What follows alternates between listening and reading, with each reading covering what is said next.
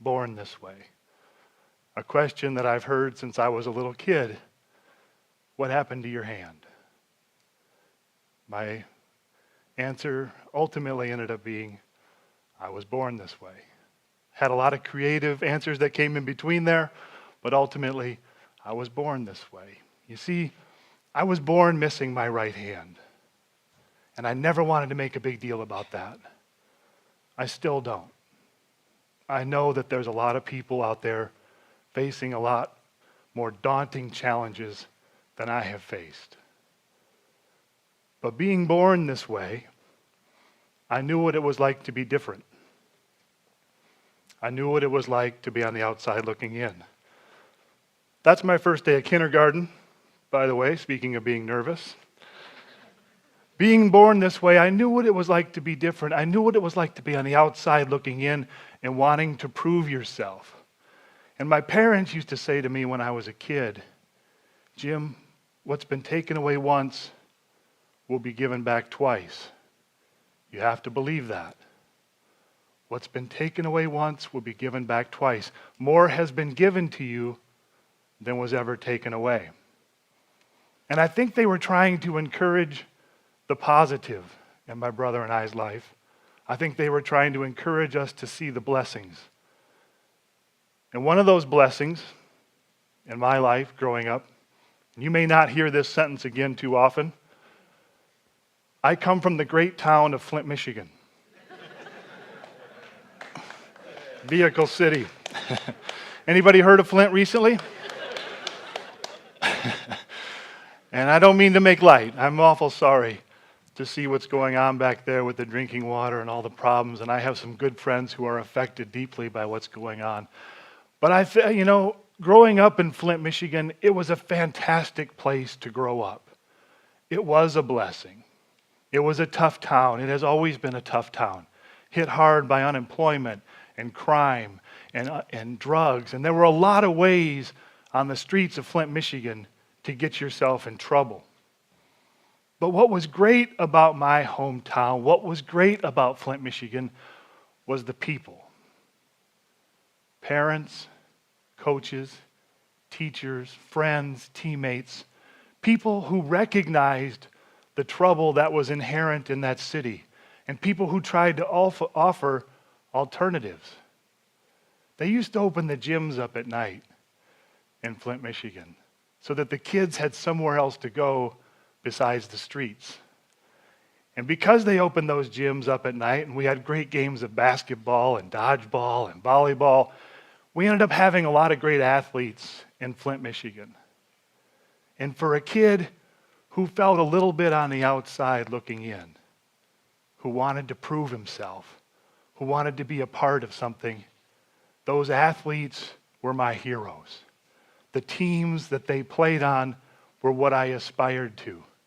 To go to the movies at night and to see one of those athletes with a high school varsity jacket on meant something. That's who I wanted to be. And what was great about Flint, Michigan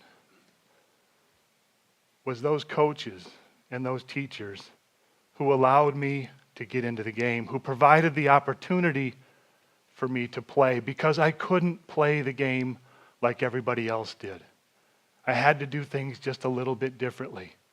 And there was always somebody there. People give me a lot of credit. And they say, Jim, you must have been so courageous and you were motivated and inspired. It was none of those things. There were so many times I was filled with uncertainty and self-doubt and thinking that I couldn't do it. And there was always a teacher there to help me to find a little different way to do things. There was always a coach who literally grabbed me by the jersey and brought me into the game. It was my second grade teacher, Mr. Clarkson, who taught me how to tie my shoes. I didn't know how to tie my shoes in the second grade. Up until that point, my parents had triple knotted them and sent me to school and said, don't untie your shoes for any reason. But Mr. Clarkson recognized this problem. And he showed up to the classroom one day. He took me out in the hallway. He put two chairs across from each other and he said, I got it. I figured it out. He had a film on for the rest of the kids in the classroom. I don't know what was going on in there. But I remember the smile on his face, and I remember him tying the shoes and working with him. And Mr. Clarkson was a big man. He was Gordon McNeil's size. And I remember him sitting in a small chair with one clenched fist, working with those loops and those laces and the smile on his face and the fist pump when he got done. And he said, "I figured it out. This is how you can tie your shoes." He had gone home and worked with his own shoes.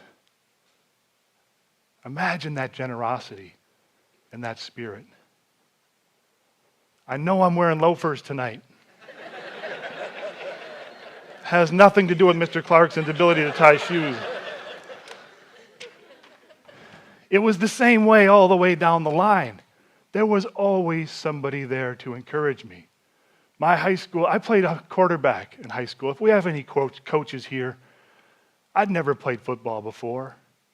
I'd played some baseball. I'd run cross country. I was a skinny kid. The head coach for our football team in high school called me up. I was sitting at home. It was my junior year. Two-a-days had started up for the football team. And he said, "Hey, Jim." I said, "Yeah." He said, "I hear you have a pretty good left arm."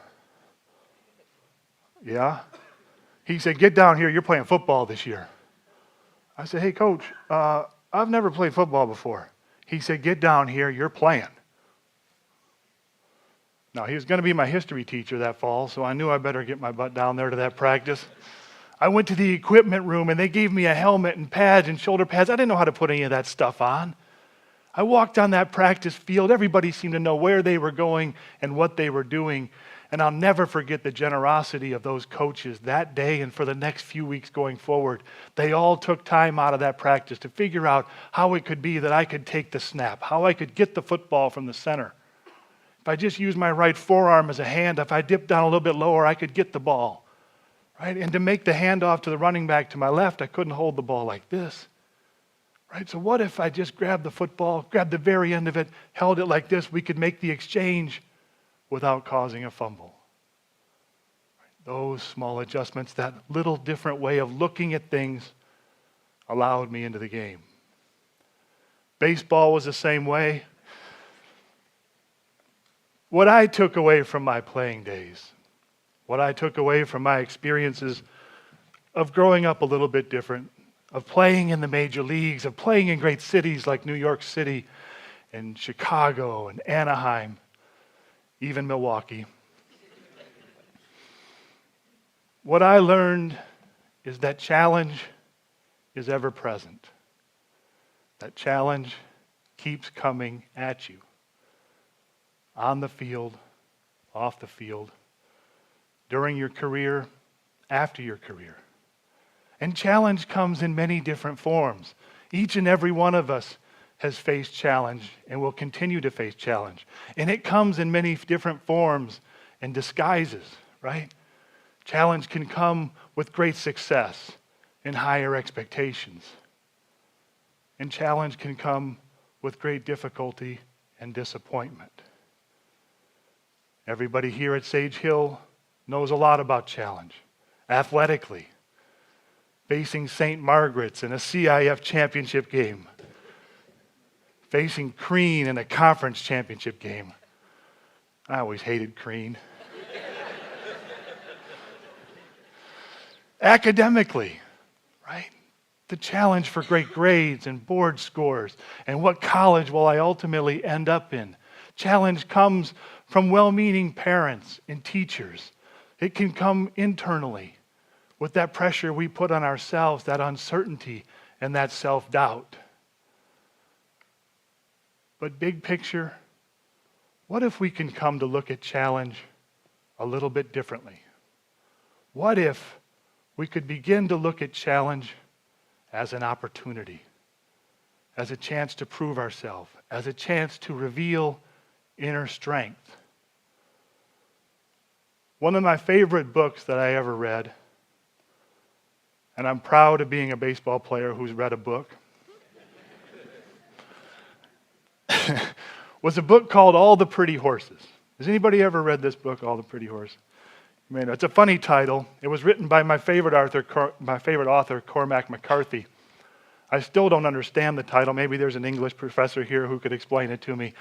But I love this book. The book was given to me by a friend and a mentor, a person who used to pass along books to me, with passages somewhere hidden within them that he thought might guide me along in life. And within this book, All the Pretty Horses, there's a paragraph, there's a conversation between the protagonist, a young American boy, and an older Mexican woman. And they're talking about their life philosophies. And it ultimately ends up with this older Mexican woman talking to this young man and telling him about a life-changing experience. She talks about losing a hand in her youth and how her entire life was spent reconciling that disfigurement, early on hiding it, and then figuring out how she could ultimately become a person of worth. At the end of this conversation, she says to this young man, and I know this is the quote my friend hoped for me to find someday. She says this: "Those that have endured some misfortune will always be set apart. But it is just that misfortune which is their gift and which is their strength." Imagine if we could look at misfortune and challenge and adversity as if it was a gift, as if it was a chance to reveal inner strength, as if we could embrace those challenges that come at us. What I've always loved about Sage Hill High School is that it doesn't matter how you were born. Doesn't matter how you were born. There are many people here who've been born with every advantage. And there are many people here who've had to scrape and claw for every single thing that has come their way. But none of that matters. As we leave here, as we all walk out this door, we know challenge will come our way.